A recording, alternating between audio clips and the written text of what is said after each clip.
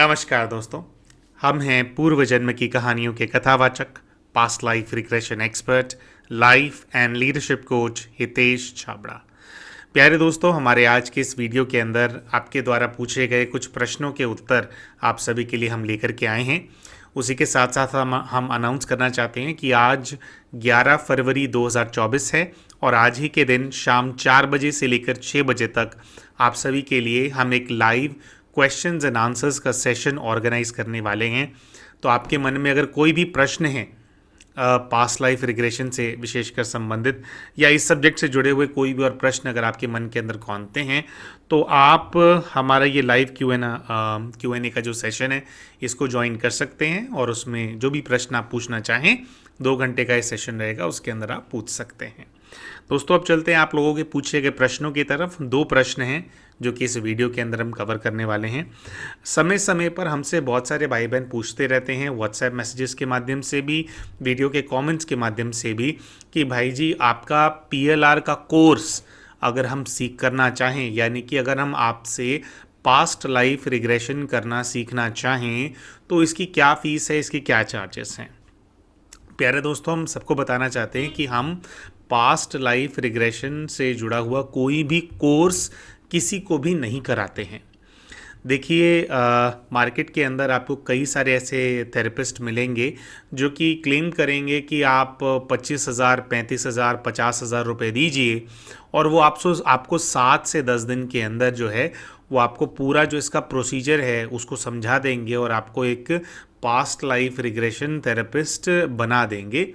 देखिए, जितनी हमारी समझ कहती है वह ये कहती है कि 7 दिनों के अंदर पीएलआर थेरेपिस्ट नहीं बना जा सकता, क्योंकि ये जो काम है, देखिए क्या होता है 7 दिनों के अंदर अगर वो आपको ये कोर्स कराते हैं, पैसे ऐसा नहीं कि वो आपको कुछ सिखाते नहीं हैं, वो बेसिकली आपको कॉन्सेप्ट बताते हैं कि इसको किया कैसे जाता है। जैसे वो आपको बेसिक चीज़ें बता देंगे कि क्या इंस्ट्रक्शंस देने होते हैं सामने वाले व्यक्ति को, किस प्रकार के बैकग्राउंड म्यूज़िक का इस्तेमाल करना होता है, और 2-4 बेसिक चीज़ों के ऊपर जो है वो आपको ट्रेन करने का प्रयास करते हैं और वो कहते हैं कि भैया अब आप ये कीजिए। लेकिन बात क्या है दोस्तों कि इस काम को करने के लिए जो ह्यूमन साइकोलॉजी है उसकी समझ होनी बहुत ज़्यादा आवश्यक है, क्योंकि जब आप किसी का पीएलआर करते हैं तो जिस भी बक्से के अंदर आप जा रहे हैं, यानी कि हर व्यक्ति का अपना एक माइंड होता है, उसकी अपनी एक दुनिया होती है ना, हर कोई अपने आप में एक ब्रह्मांड है। तो उस दुनिया के अंदर जो दरवाजे हैं जो कि आपको पूर्व जन्म का जो एक्सेस देते हैं, हर दरवाजे की जो चाबी होती है वो अलग होती है। और जब एक व्यक्ति पास्ट लाइफ के अंदर चला जाता है तो उस समय पर जो सपोर्ट उनको आपको चाहिए होता है उसके लिए बहुत ज़्यादा गहराई की, बहुत ज़्यादा एक्सपर्टीज़ की ज़रूरत होती है कि कब किस चीज़ के अंदर कैसे व्यक्ति को घुमाना है ताकि ज़्यादा से ज़्यादा अच्छे रिजल्ट्स आप इससे रीप कर सके। पीएलआर मुख्यतः 3 जो मेन चीज़ें हैं उनको मिला करके जो पीएलआर है वो संभव हो पाता है, जिसको कहते हैं विजुअलाइजेशन, मैनिफेस्टेशन और मेमोरीज। तो ये तीनों चीज़ें साथ में कैसे काम करती हैं, इसका जो ज्ञान है वो बहुत ज़्यादा गहरा है। तो हमारी समझ ये कहती है कि 7 दिन के अंदर पीएलआर नहीं सिखाया जा सकता। न जाने कितने ही हमारे पास ऐसे केसेस हैं जिसके अंदर भाई बहनों ने हमारे को अप्रोच किया है और उन्होंने कहा है कि हमने 50,000 यहाँ दिए थे, वो पैसा बर्बाद हो गया 1 हफ्ते के अंदर, मुझे तो कुछ समझ ही नहीं आया।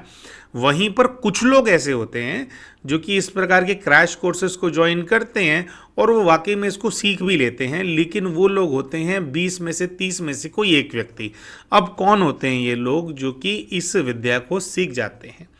देखिए प्यारे दोस्तों, ये काम जो किया जाता है इसके अंदर जो आपकी अपनी प्राण ऊर्जा है, जो आपकी अपनी शक्ति है, जो आपकी अपनी एनर्जी है, उसका बहुत ज़्यादा कंजम्पशन होता है। जब एक व्यक्ति ट्रांस के अंदर चला जाता है, अपने पूर्व जीवन का अनुभव करने लगता है, तो वह केवल इसलिए नहीं करता क्योंकि सामने वाले व्यक्ति को एक स्क्रिप्ट पता है या वो कुछ आपको बोल रहा है। आप ट्रांस में इसलिए जाते हैं क्योंकि सामने वाला व्यक्ति जो ये सेशन करा रहा है वह एक हीलर है, उसके पास वो गुण हैं। और मुख्यतः जो आत्माएं इस ऐसी चीज़ों को जल्दी से सीख जाती हैं वो कुछ ऐसी आत्माएं होती हैं जिन्होंने पूर्व जन्मों के अंदर तपस्या की होती है या इस जन्म के अंदर भी उनका तपस्या का पाठ होता है। तो आध्यात्मिक शक्ति उनके साथ होती है, कुछ ना कुछ सिद्धियां ज़रूर होती हैं जो कि उनकी मदद कर रही होती हैं। तो हमें ऐसा लगता है कि ये काम करने के लिए ये सब चीज़ें बहुत ज़्यादा आवश्यक है। तो अगर आप ऐसा कुछ करने का सोच रहे हैं और आप खुद एक हीलर हैं, देखिए हीलर क्या होता है, हम ऐसा मानते हैं कि हीलर बना नहीं जाता है, हीलर होते हैं लोग, हीलरों को ढूंढा जाता है। जो लोग भी हीलिंग के किसी भी काम के अंदर, जैसे PLR एक इससे जुड़ा हुआ कार्य है, तो इस प्रकार के किसी भी काम के अंदर जो लोग भी हीलिंग के वर्क के अंदर, लाइन ऑफ वर्क के अंदर आगे बढ़ते हैं, दरअसल वो पहले से ही हीलर्स होते हैं। उनकी जो शक्ति होती है, जो गुण होता है, वो जागृत हो जाता है। अभी होता क्या है, जब भी आप ऐसे किसी काम के अंदर काम करते हैं जिसके अंदर आध्यात्मिक ऊर्जा की आवश्यकता है, जिसके अंदर आपकी अपनी प्राण ऊर्जा लगती है, शक्ति लगती है, और सामने वाली जो आत्मा है, जो सामने वाला व्यक्ति है, चाहे हम इसको जूम कॉल के माध्यम से क्यों ना कर रहे हों, वो इसी संकल्प के साथ बैठते हैं कि मुझे इनसे कुछ प्राप्त करना है, मैं जिस तरह की भयंकर परिस्थितियों के अंदर फंसा हुआ हूँ, ये जो सामने मेरे बैठे हुए हैं, इनसे मुझे वो ऊर्जा प्राप्त होने वाली है, इनसे मुझे वो मदद मिलने वाली है। तो सेशन के दौरान ये जो शक्ति का आदान प्रदान है, ये बहुत ज़्यादा चल रहा होता है। तो होता क्या है कि मान लीजिए आप योग नहीं करते, आप साधना नहीं करते हैं, आप अपने इष्ट को बीच में नहीं रखते हैं सेशन करते दौरान, और आप बॉडी कॉन्शियस होकर के अगर इस सेशन को करते हैं, तो आपने देखा होगा दोस्तों कि शायद नहीं भी देखा होगा या नहीं पता है आपको, तभी आप ये प्रश्न पूछते हैं। कुछ लोग इस लाइन ऑफ वर्क के अंदर आ जाते हैं, लेकिन जब ये काम करने लगते हैं तो महीने के अंदर ही, कुछ लोग तो हफ्ते 2 हफ्ते के अंदर ही बहुत ज़्यादा बीमार पड़ने लग जाते हैं। क्योंकि दोस्तों ये काम जो है, ये केवल बातें नहीं हैं या केवल कोई स्क्रिप्ट पढ़ना नहीं है। किसी को भी हील करने में अपनी शक्ति बहुत ज़्यादा लग जाती है, और इसमें क्या है, एनर्जी का एक्सचेंज होता है। तो सामने जो सोल आपसे बात कर रही है वो बहुत ज़्यादा नेगेटिविटी से भरी हुई है, वो बेचारी नेगेटिविटी से परेशान है, तभी तो आपको अप्रोच कर रही है ना, अगर आप इस लाइन ऑफ वर्क में हो। तो होता क्या है, सेंड रिसीव होती है एनर्जी, तो आपकी पॉजिटिविटी वहाँ चली जाती है और उनकी नेगेटिविटी आपके पास आ जाती है। तो आपके पास वो कैपेबिलिटी होनी चाहिए कि ये जो सारी नेगेटिविटी आपकी तरफ आ रही है, आप उसको फेंड ऑफ कर सको, उसको ब्लॉक कर सको, और जितनी नेगेटिविटी फिर आपके पास आ जाए तो आप अपनी योग साधना के माध्यम से उसको आप भस्म कर सको। कितनी बार आप लोगों को याद होगा कि आप लोग हमारे को शिकायत करते थे, अब तो खैर प्रभा बहन है जो मदद करती हैं कि हितेश भाई आप हमारे जो प्रश्न हैं उनके उत्तर नहीं देते हो, मैसेजेस का जवाब नहीं देते हो, ऐसा क्यों है? वो इसलिए है कि अगर हम 2-4 सेशंस भी रोज़ करते हैं, काउंसलिंग के सेशंस भी करते हैं, तो इतनी ज़्यादा एनर्जी ड्रेन आउट हो जाती है कि उसके बाद अगर हम फ़ोन वगैरह देखें और ये मैसेजेस के रिप्लाई के चक्कर में अगर हम पड़ जाएँ तो पूरे ही हम बहुत ज़्यादा बीमार पड़ जाएँ। और कई बार जबकि हम इतना योग करते हैं, कई बार पड़ जाते हैं, क्योंकि एक से एक पावरफुल नेगेटिव सोल्स जो हैं उनके संपर्क में आने का हमारा काम है। तो हम किसी को भी डिमोटिवेट नहीं कर रहे हैं। अगर आप इस काम को करना चाहते हैं, हम तो कोर्स नहीं कराते हैं, लेकिन अगर हीलिंग की फील्ड के अंदर अगर आप काम करना चाहते हैं तो ये इसकी बहुत सारी आध्यात्मिक मर्यादाएं होती हैं। आपको अपने जीवन के अंदर बहुत सारी मर्यादाओं का पालन करना होता है, और आपको हमेशा तैयार रहना होता है कि इस तरह की जो एनर्जीज़ हैं वो आपके संपर्क में रहेंगी, आप पे अटैक भी करेंगी। आप किसी एक नेगेटिव एनर्जी को किसी दूसरे व्यक्ति से अलग करते हो तो फिर वो नेगेटिव एनर्जी आपके पास आती है कि तूने, मैं जो करना चाहती थी मुझे करने नहीं दिया, तो अब मैं तुझसे बदला लूँगी। तो बहुत सारी इस तरह की जो समस्याएं हैं इस फील्ड के अंदर आती हैं। लेकिन जिन लोगों के बहुत सारे ऐसे होते हैं, हम ऐसा नहीं कह रहे कि हम कोई बहुत अलग से कुछ विशेष, जब बहुत सारे लोग ऐसे होते हैं, हज़ारों लाखों लोग ऐसे होते हैं जिनके पास कैपेबिलिटी होती है, जिन्होंने कुछ तपस्या कुछ साधना की होती है, जिनकी कुछ सिद्धियां होती हैं, कुछ शक्तियां होती हैं, डिवाइन पावर्स होती हैं, मदद कर रही होती है। तो जैसे जो भी लोग इस प्रकार के रोल्स के अंदर होते हैं वो इस प्रकार का काम कर पाते हैं। और अगर आपका कुछ इस प्रकार का रोल है और आप ये काम करना चाहते हैं तो आप ध्यान में ये जो शक्तियां हैं इनके सामने ये बात रखें। अगर उनको आपसे ये काम कराना होगा तो अपने आप आपका ये पार्ट खोल देंगी, आपको किसी से सीखना नहीं पड़ेगा।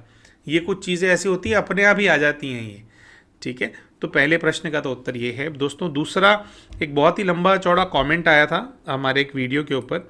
वो आया था कि भाई जी, जो गोरे लोग होते हैं फॉरेन कंट्री के, इन्होंने ऐसा क्या पुण्य किया होगा कि वो लोग इतने अमीर होते हैं, उनके जीवन में कभी उनको कमी महसूस नहीं होती, तामसिक खाना खा के भी उनके परिवारों में खुशहाली बरकरार रहती है, अच्छी पदवी भी मिलती है, कोई फुटबॉलर है, कोई सेलिब्रिटी है, या उनकी बड़ी बड़ी कंपनियां हैं, अच्छा खाना, अच्छा नेचुरल है, वहाँ का सभी फ्रूट्स भी उनके बढ़िया हैं, बढ़िया टेक्नोलॉजी और सुख सुविधा भी हमसे बहुत आगे है, ऐसा क्यों? तो हम अपने प्यारे भाई को ये बात बताना चाहेंगे, जितनी हमारी समझ कहती है कि हमने लगभग अपने जीवन की बहुत लंबा समय हमने फॉरेनर्स के साथ काम किया है, उनके जीवन को देखा है, बहुत क्लोजली उनको देखा है, फॉरेन कंट्रीज़ को भी विज़िट किया है। तो ये जो सबसे पहले आपका जो आपने लिखा कि वो सब लोग सुखी होते हैं, तो हम ये बोलना चाहेंगे कि पहली बात तो ये आपका भ्रम है, ऐसा नहीं होता है। फॉरेन कंट्रीज़ के अंदर भी लोग बहुत बहुत परेशान होते हैं। दूसरा, जो उनकी परिवार की जो व्यवस्था होती है, जिस माहौल में वो लोग बड़े होते हैं, ये जो तामसिक भोजन करके तामसिक वृत्ति के अंदर जो वो लोग बड़े होते हैं, इसकी वजह से जो हमने वहाँ पर जो हमने नोटिस किया है, स्पेशली अमेरिकन्स के बहुत संपर्क में रहे हैं, ब्रिटिशर्स को देखा है, ऑस्ट्रेलियंस को देखा है, तो इन लोगों के जो परिवार होते हैं वो हमारे भारतीयों जैसे परिवार नहीं होते हैं। इनके परिवारों में बहुत ज़्यादा टूट फूट रहती है और साथ रहना इन लोगों के लिए बहुत ज़्यादा मुश्किल होता है। कोई भी एक व्यक्ति दूसरे के साथ निभा बहुत ही मुश्किल से पाता है। कुछ केसेस होते हैं जिसके अंदर लोग निभा लेते हैं, लेकिन ज़्यादातर जो इनके परिवार होते हैं उनमें टूट फूट होती है। इंसान वो भी होते हैं जब धोखा उनको मिलता है ना, तो दुख उनको भी बहुत ज़्यादा होता है। अब आप कहेंगे कि भारत के अंदर भी ये समस्या है। बिल्कुल है, भारत के अंदर ये समस्या आ रही है, लेकिन वो इसलिए आ रही है क्योंकि हमारे को जो पिछले 200 सालों 300 सालों के अंदर इंजेक्शन मिला है ना, कि तुम लोग इसलिए बुरे हो क्योंकि तुम गोरे नहीं हो, ये जो गुलामी हमने अपने रगों के अंदर जो है ना, इसके अंदर हमने इंसर्ट कर ली है, इसकी वजह से हमारे जो हम वेस्टर्नाइजेशन की तरफ हम लोग मुड़ गए हैं, इसकी वजह से अब हमारे जो परिवार हैं वो भी छोटे होते जा रहे हैं, टूटते फूटते जा रहे हैं। पेशेंस अब लोगों के अंदर बसा नहीं है, मतलब अब रहा नहीं है जो पहले पेशेंस होता था। अब एक और बहुत विशेष बात है, देखिए जो भारत खंड है, भारत खंड बहुत ज़्यादा प्राचीन है और इसका बहुत ज़्यादा विस्तार हो चुका है। हमारी जो सभ्यता है, अगर आप डॉक्यूमेंटेड भी देखेंगे तो 5000 साल पुरानी सभ्यता है। 5000 सालों से यहाँ पर संपन्नता है, समृद्धि है।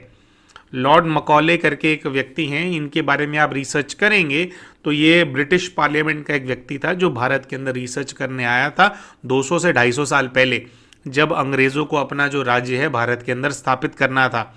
जब ये व्यक्ति भारत के अंदर आया था रिसर्च करने के लिए, तो उसने कहा था कि I have scaled India from north to south, from east to west, but I could not find even a single beggar in this country.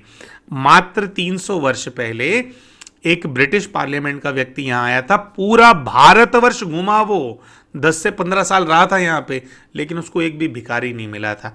तो जो सुख समृद्धि है वो भारतीयों ने हजारों वर्षों तक उसको एंजॉय किया है, उसको चेरिश किया। आपने बोला कि ये लोग फुटबॉलर होते हैं, सेलिब्रिटी होते हैं, देखिए आप ये बोल रहे हैं केवल यूट्यूब वीडियोस के माध्यम से या जो मूवीज़ हम देखते हैं, लेकिन मूवीज़ क्या होती हैं, they are created to manipulators, वो रियलिटी नहीं है। वहाँ पे भी लोग सड़कों पे सोते हैं, वहाँ पे भी लोग हैं जिनके पास खाने को रोटी नहीं है, वहाँ पे ज़्यादातर लोग जो हैं वो डेट प्रॉब्लम से जूझ रहे हैं। तो कहने का मतलब यह है कि प्रॉब्लम्स वहाँ पर भी हैं। और जो समृद्धि आपको यहाँ पर नज़र आती है प्यारे दोस्तों, ये जो यूरोपियन कंट्रीज़ हैं, जो वेस्टर्न कंट्रीज़ हैं, सारी जो इनकी धन संपदा है ये भारत से ही ये लोग सब लूट करके गए हैं, ठीक है। और आप देख लें कि जो स्पेशली अगर आप ब्रिटिशर्स को देखेंगे, भारत से अभी हमारी इनसे आज़ाद हो 1947 के अंदर हम लोग आज़ाद हुए थे इन लोगों से, तो अभी 100 साल भी नहीं हुए हैं हमारे को आज़ाद हुए, है ना। अभी तो 80 समथिंग ईयर्स हुए हैं हमारे को आज़ादी मिले हुए। मैं एग्जैक्ट अभी कर नहीं रहा हूँ कैलकुलेट, 80 सालों के आसपास जो है हम लोग को आज़ाद हुए हैं। इन्होंने इतनी लूटपाट करी, इतनी लूटपाट करी। अच्छा, वही जो लॉर्ड मकॉले था उसने क्या कहा था आज से 300 साल पहले, कि जो उसने जो आंकलन किया था कि जो भारत की जो अर्थव्यवस्था है, भारत की जो अर्थव्यवस्था है वो पूरे दुनिया की जो इकोनॉमी है, अकेला उसका जो 50% है वो भारत, सॉरी 50% मैंने बोल दिया, आई थिंक 27-28% जो है वो केवल भारत के अंदर था।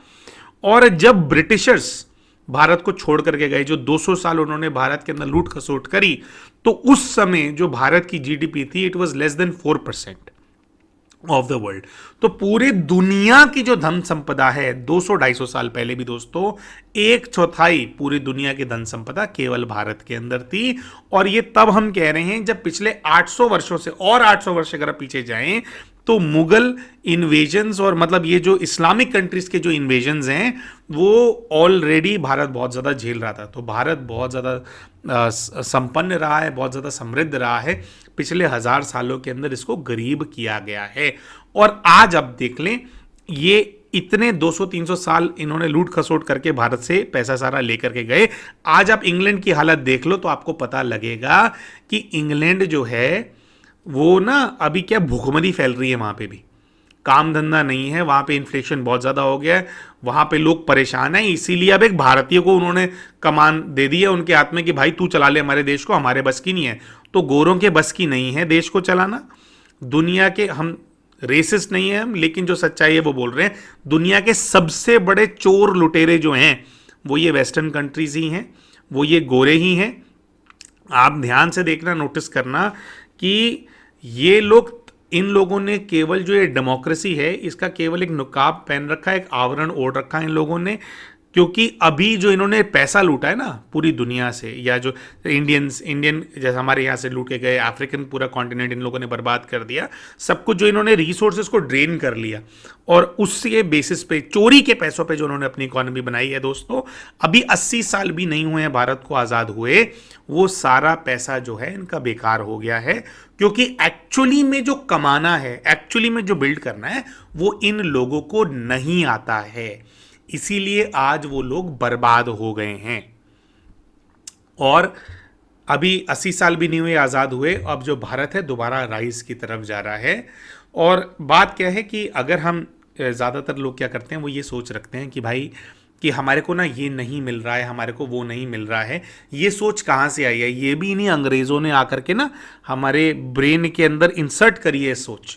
अंग्रेज़ लोग करते क्या थे, 100 लोगों से छीनेंगे और उन 100 लोगों से छीन करके 2-4 लोगों को नौकरियां ऑफर करेंगे, है ना, गवर्नमेंट जॉब ऑफर करेंगे। तो अब वो कहेंगे कि भाई सबसे छीन लिया, अब सब क्या भूख से मर रहे हैं, तो वो कहेंगे कि ये जो एक नौकरी है इसके लिए तुम 100 लोग आपस में लड़ो कुत्ते बिल्लियों की तरह, है ना। और जिसको वो नौकरी मिल जाएगी उसके घर के अंदर रोटी होगी। तो हमारे को जो यहाँ से ना प्रोग्राम किया है इन अंग्रेज़ों ने पिछले 200-250 सालों के अंदर गुलामी करने के लिए। इसीलिए आप देखेंगे आज भी जो लोग हैं, हम किसी के अगेंस्ट नहीं है, लेकिन आज भी जो लोग हैं उनकी मेंटालिटी ये होती है कि अगर सरकारी नौकरी मिल गई तो ही हम लोग सेट हैं, वरना खुद को सेट मानते ही नहीं है। प्राइवेट नौकरी भी नौकरी मिलेगी, नौकरी मतलब नौकर बनेंगे तो ही हमारा जो जीवन है वो जो है वो प्रॉपर है। जिसके पास नौकरी होगी उसी को लड़की मिलेगी। तो ये कुछ नहीं है दोस्तों, ये जो एक मेंटालिटी है गुलामी की, वो हमारे अंदर फीड की गई है और वो बहुत ज़्यादा नसों के अंदर घुल गई है, जिसकी वजह से आज जो भी हमारे देश का हाल है वो है। क्योंकि हर कोई नौकरियों के पीछे भाग रहा है। आज आइडली भागना चाहिए आविष्कारों के पीछे, आइडली भागना चाहिए अपने जीवन के अंदर पर्पस ढूंढने के पीछे, लेकिन हर कोई मनी माइंडेड हो गया है, पैसा पैसा पैसा यही देख रहा है। और पैसा है तभी समृद्धि है, इस दिशा के अंदर जा रहा है। जब भारतवर्ष पैसे के पीछे नहीं भागता था तो भारत के अंदर बहुत पैसा था, बहुत ज़्यादा समृद्धि थी, क्योंकि हर कोई सेल्फ डिपेंडेंट था।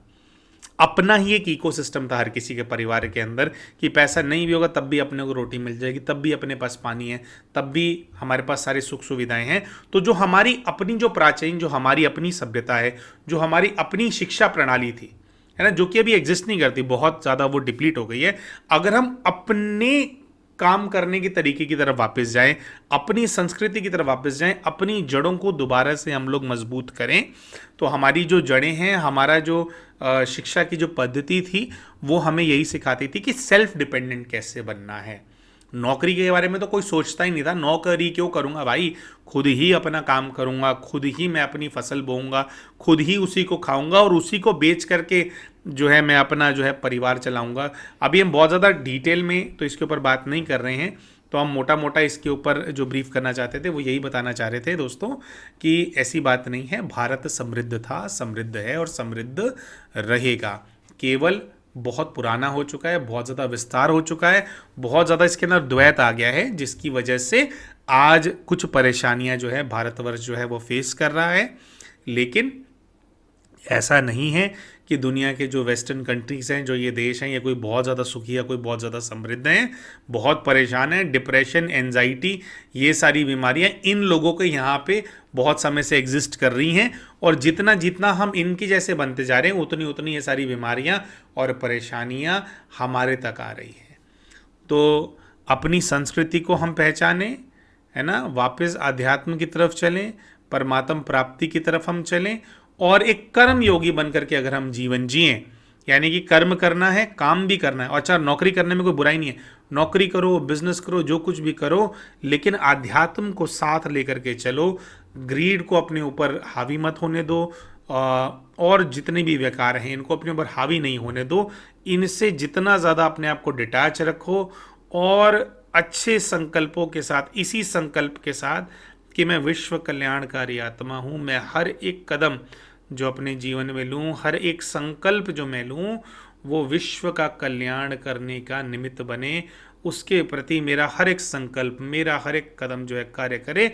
तो धन आपके जीवन में हो या ना हो, लेकिन खुशी हमेशा आपके जीवन के अंदर होगी। और भी अगर आपके कुछ प्रश्न हैं, हम समझ रहे हैं जो हमने एक्सप्लेनेशन दिया उससे और भी बहुत सारे प्रश्न आपके मन के अंदर कौंध रहे होंगे, तो आज का जो लाइव Q&A का सेशन है 4 से 6 बजे, उसको आप ज़रूर ज्वाइन करें। तो मिलते हैं आप सभी के साथ अपने लाइव Q&A के सेशन के अंदर। अगर आप वो ज्वाइन नहीं करते हैं तो मिलते हैं आप सभी के साथ अपने नेक्स्ट वीडियो के अंदर। नमस्कार।